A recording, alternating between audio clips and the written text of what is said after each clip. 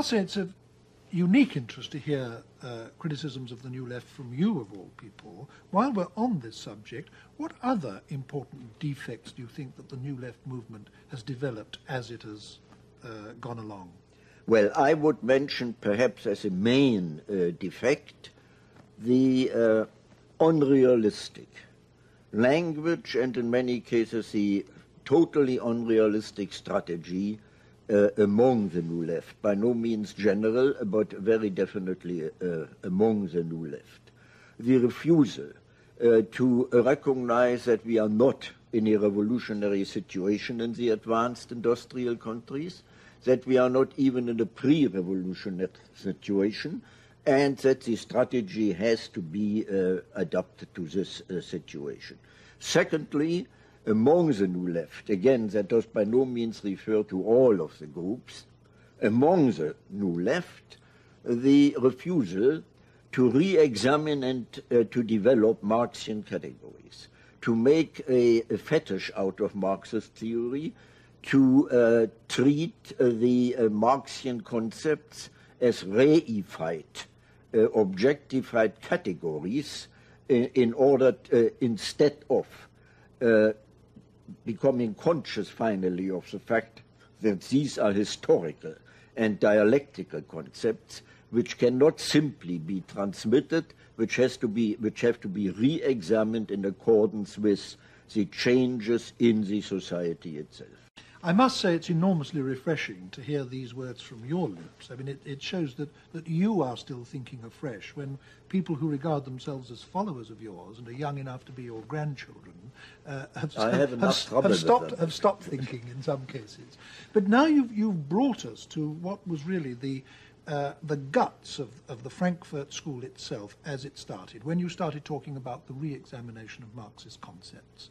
As I said in my introduction to this program, it was the feeling that Marxism had to be re-examined and reconstructed that gave rise to your movement, particularly as a result of fascism. But fascism wasn't the only thing that precipitated it, was it? I mean, there were other political factors too. Can you comment on what some of them were? You mean some of the factors which demanded a revaluation of Marxian categories? Yes.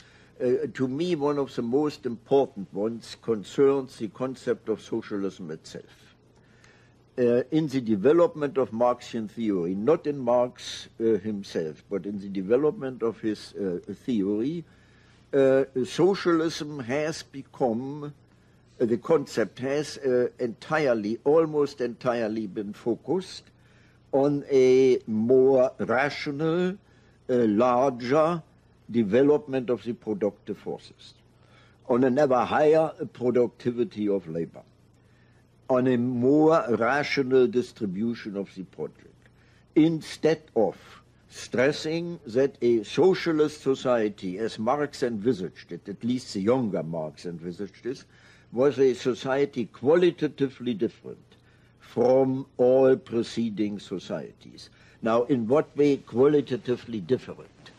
The main point, I would say, is for Marx, a genuine socialist society was a society in which the quality of life was decidedly different from the existing societies. Meaning, in a genuine socialist society, labor, full-time alienated labor, would no longer be the measure of wealth and value. In an authentic socialist society, men and women could live their life without fear, without being compelled to spend their entirely adult existence in alienated performances. This image has been obscured, and the result was some kind of frightening continuity between the developed and advanced capitalist societies and the image of a socialist society. Yes, socialism began to become like its enemy, so to speak. Exactly. I know from your writings that you had other very central criticisms of Marxist theory, two that I would like to mention, partly because they're probably connected in your mind. is that you regarded Marxism as anti-libertarian, or at least insufficiently libertarian, as the Marxist tradition developed, and you also thought that it didn't take sufficient account of the individual. Now, it would be very interesting to hear you comment on those 2 points. Marx did not concern himself very much with the individual, and he didn't have to, because at his time, the very existence of the proletariat made this class a potentially revolutionary class. Now, things have changed considerably since. You know, the question is to what extent can the present working class in the advanced industrial countries still be called a proletariat? The Western European countries have abandoned this concept altogether. Now, what has taken place is a large-scale integration of perhaps the majority of the population into the existing capitalist system. The organized working class, at least, no longer has nothing to lose but its chains, but a lot more.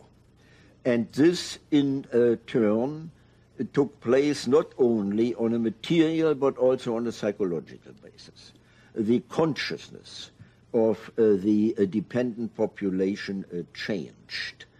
It was one of the most striking phenomena to see to what extent the ruling power structure could manipulate, manage, and control not only the consciousness, but also the subconscious and unconscious of the individuals.